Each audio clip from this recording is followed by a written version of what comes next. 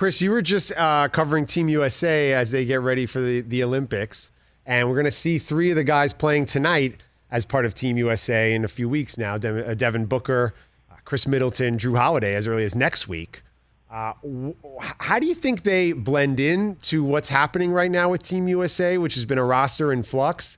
And walk me through their schedules. When do we see them playing for Team USA if they're in the NBA Finals for another few days?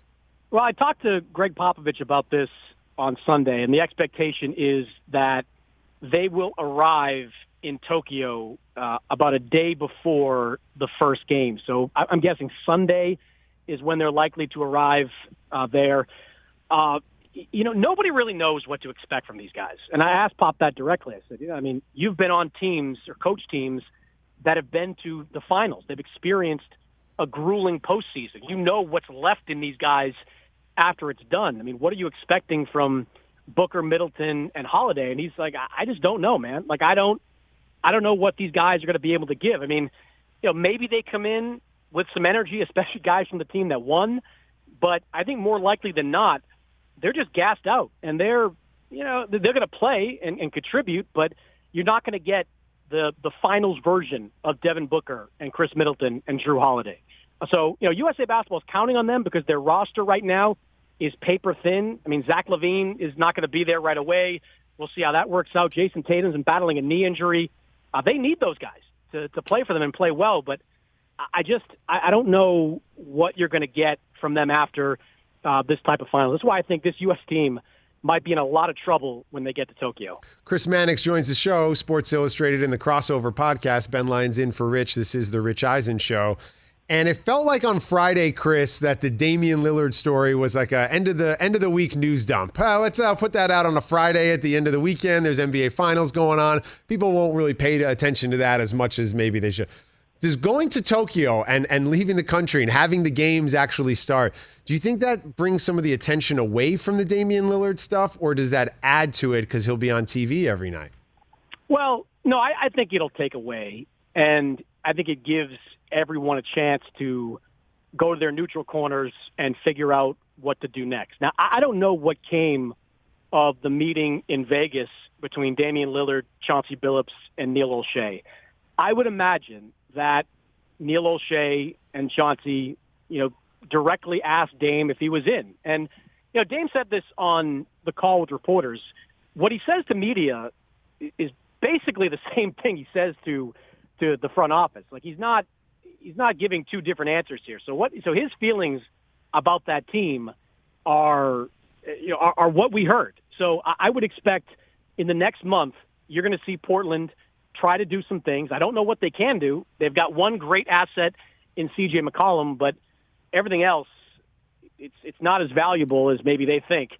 So I think you'll see them try to improve the roster in the next month, and then come mid-August, when USA Basketball is over, we'll see where they are in Portland. If they made the kind of upgrades that Lillard needed to see in order for him to fully commit to coming back to Portland. Chris, there's something interesting about this USA team, and I know it's an unusual Olympic cycle. Obviously, with the way the NBA season was scheduled and rolled out, certain guys were limited and weren't able to participate. But the idea that they should be the favorite just because they're America seems rather ignorant to me. I mean, you look at basketball on a global scale. You've got Giannis tonight, a two-time MVP. Jokic, the MVP this year. Luka is an emerging star in Dallas. The game's gone global. So why do you think the Americans should even feel like they should be the favorite just for showing up? Well, they shouldn't, and hopefully they don't, because this U.S. team is not the A team by any stretch. And even if it was, these games are just different. I mean, we already saw Nigeria, which has a handful of minor NBA players, win against the U.S. We saw Australia, which has NBA players, but if you put that team in the NBA, they'd struggle to get double-digit wins.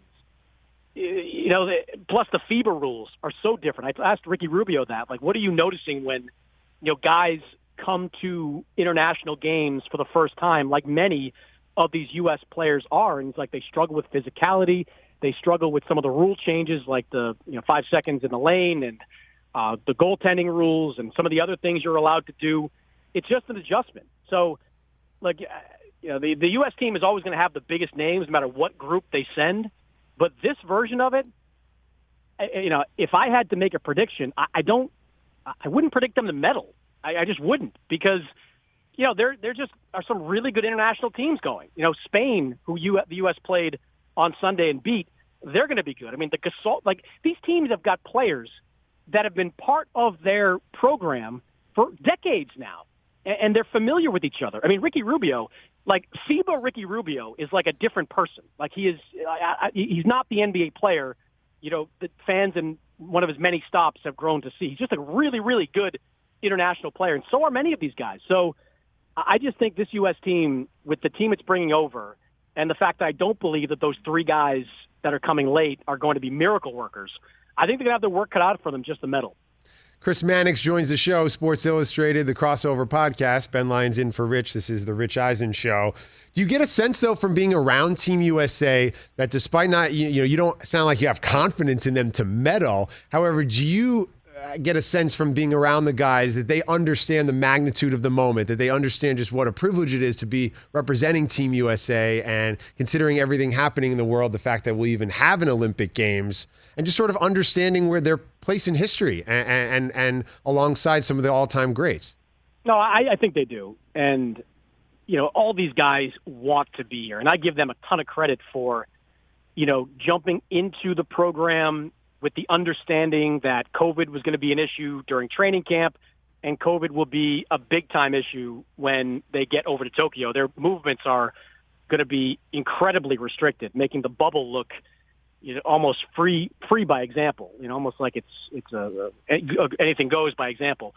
I don't think they're overconfident at all. I think they understand what their duties are, and they want to do it. It's just chemistry matters, and it's just impossible to get the kind of chemistry that you need to beat teams that have been playing together for a generation. I mean, I'm watching Luis Scola, I think, is still out there, and the Gasol brothers, Rudy Fernandez, that Spanish team, all those guys are in their mid to late 30s at this point. Pau hasn't played NBA basketball in 2 years, but he's out there playing for Spain. I mean, it's just so difficult to match the chemistry. And in these international competitions, chemistry is as important as talent.